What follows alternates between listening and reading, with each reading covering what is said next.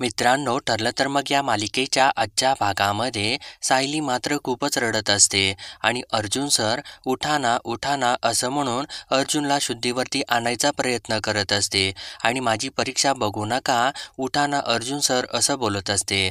तर तेव्हा ते बघत असताना कुसुम पण खूपच रडत असते आणि मधुभाऊंना सुद्धा धक्का बसलेला असतो.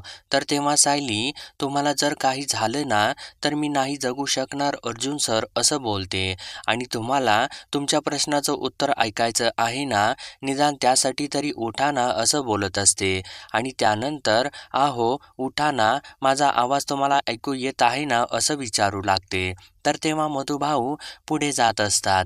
तर तेव्हा कुसुम मात्र त्यांना थांबवते आणि थांबा मधुभाऊ, आता त्या नवरा बायकोच्या मध्ये कोणी सुद्धा येणार नाही, माझी शपथच आहे तुम्हाला असं म्हणते आणि त्यांना तिथेच थांबवते. तर इकडे पूर्ण आजी रविराजला, अहो रविराज, आम्ही सुद्धा काय विसरलेलो नाही, पण काही काळ मी प्रतिमाला दिलेलं वचन विसरलेले होते. माझ्यावर त्या मुलीने जादूच केलेली होती, पण झालेल्या चुका सुधारण्याची हीच तर वेळ आहे ना असं बोलत असते आणि रविराजची समजूत काढायचा प्रयत्न करत असते. तर तेव्हा प्रिया मात्र मनातल्या मनामध्ये, माझं काम इतक्या लवकर होईल असं वाटलं नव्हतं मला असं बोलत असते.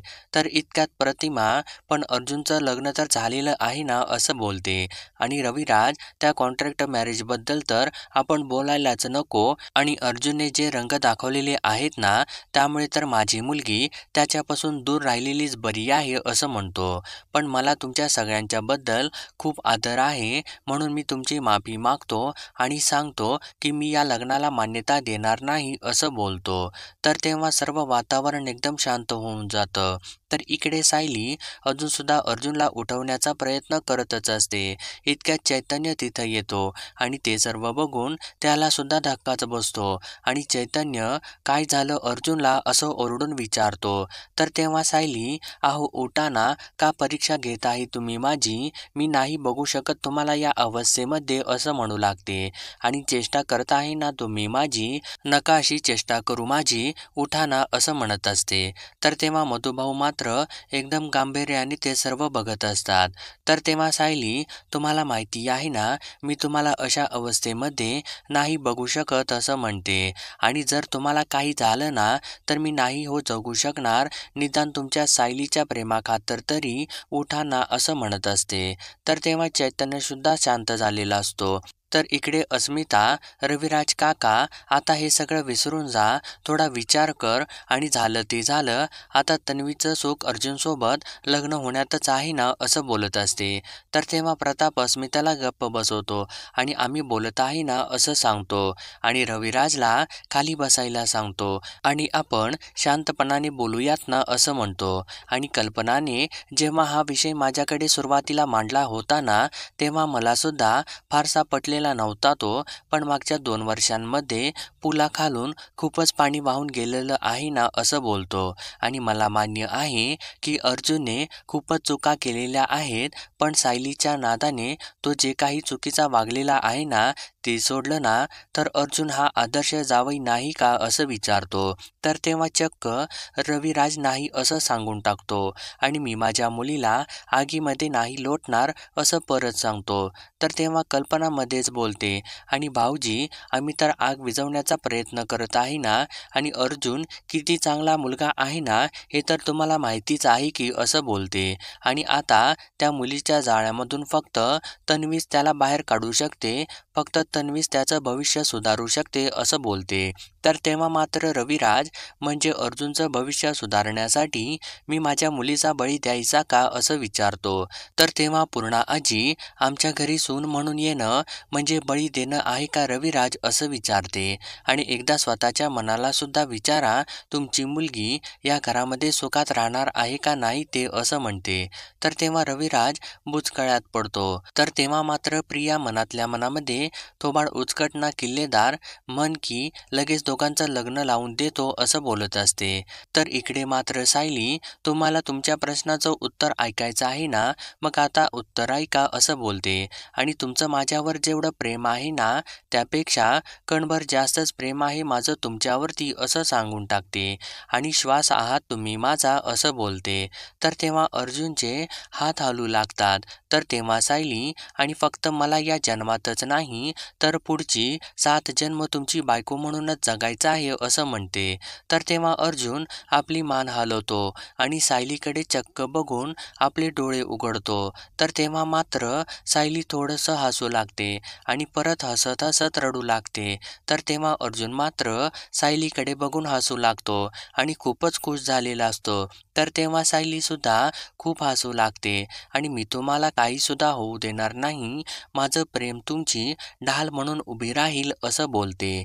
तर इकडे प्रतिमा पण अर्जुन आणि सायली सतत म्हणत होते ना, की त्यांचं विधिवत लग्न झालेलं आहे आणि जे कायदेशीर आहे, मग दुसऱ्या लग्नाचा प्रश्न येतोच कुठं असं म्हणते.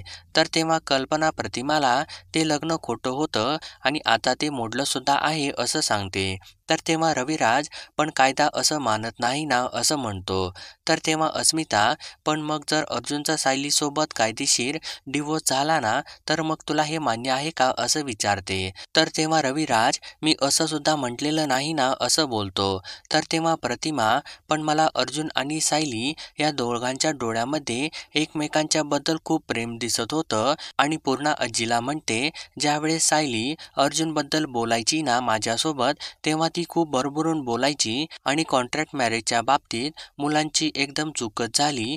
पण ते दोघं एकमेकांच्यावरती प्रेम करत असतील ना, तर आपण त्या प्रेमाच्या आड कसं काय येऊ शकतो असं म्हणते. तर तेव्हा मात्र प्रिया, अर्ध्या मेंदूची बाई बोललीस का, आणि माझी आई तर नाहीसच तू, पण वैरीण तरी होऊ नकोस ना असं बोलते.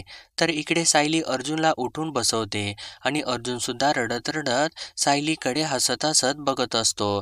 तर तेव्हा सायली अर्जुनचं रक्त पुसू लागते आणि का सहन केलं तुम्ही एवढं असं रडत विचारते. आणि सासऱ्याचा मान राखायचा होता म्हणून सहन केलत का, की बायकोच्या कपाळावरती तिचा नवरा गुंड आहे असा बट्टा नको लागायला म्हणून असं विचारते. पण तुम्हाला काही झालं असतं ना, तर माझा जीव गेला असता असं म्हणते. आणि कशी जगणार होते मी तुमच्याशिवाय, आपण दोघं एकच आहोत ना असं म्हणते.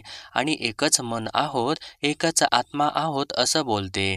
तर तेव्हा अर्जुन बोलू लागतो, आणि तुम्ही आधी जे म्हणाला होतात ना, ते परत एकदा म्हणा ना प्लीज असं बोलतो. तर तेव्हा सायली परत एकदा, माझं तुमच्यावरती मनापासून खूप खूप प्रेम आहे असं सांगते. तर तेव्हा अर्जुन खूपच आनंदित होतो आणि सायलीसुद्धा आनंदित होते आणि ते दोघे एकमेकांच्या डोक्याला डोके लावून हसू लागतात आणि प्रेमामध्ये पूर्णपणे बुडून गेलेले असतात. तर तेव्हा चैतन्य आणि कुसुमसुद्धा खूपच आनंदित झालेले असतात. तर तेव्हा सायली, पण मी तुम्हाला हे कधी सांगू शकले नाही, मला माझं आयुष्य तुमच्याबरोबरच काढायचं आहे, अगदी शेवटच्या श्वासापर्यंत असं म्हणते. तर तेव्हा अर्जुन सायलीच्या तोंडावरती बोटच ठेवतो आणि नाही असं म्हणू लागतो आणि मिसेस सायली असं म्हणून इशाऱ्याने तिला आय लव्ह यू असं म्हणतो. तर तेव्हा सायलीसुद्धा अर्जुनला आय लव्ह यू टू असं बोलून दाखवते.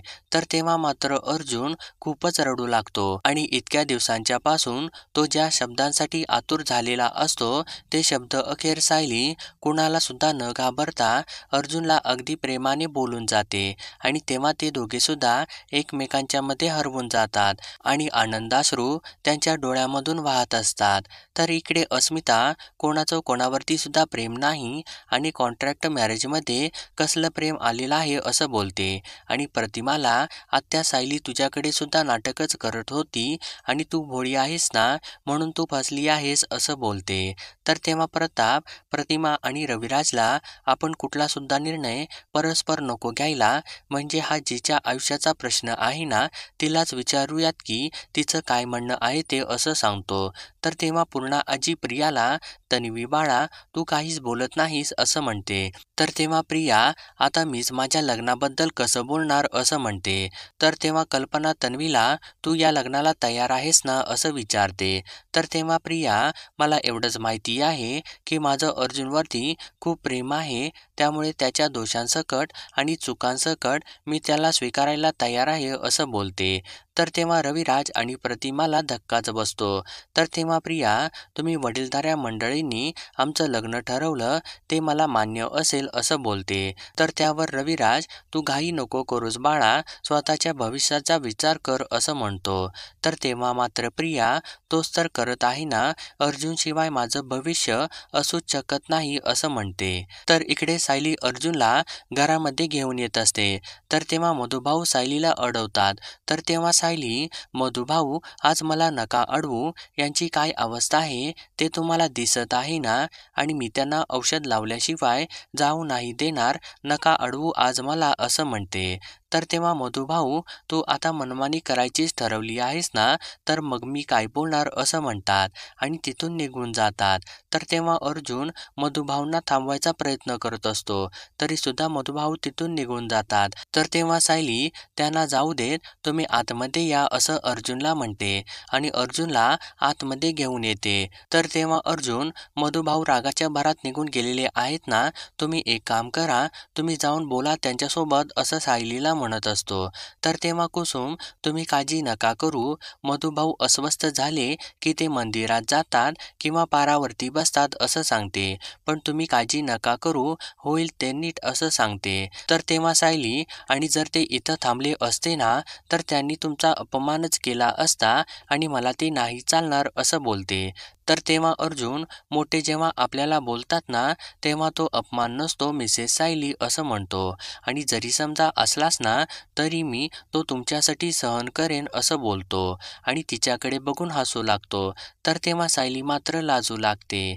तर मित्रांनो, पुढील भागामध्ये अर्जुन सायलीला तुम्ही म्हणाल तसं होणार, तुम्ही तुमच्या घरामध्ये परत याल ते सुद्धा सगळ्यांचं प्रेम जिंकून असं म्हणतो आणि तिच्या हातावरती एक किस घेतो.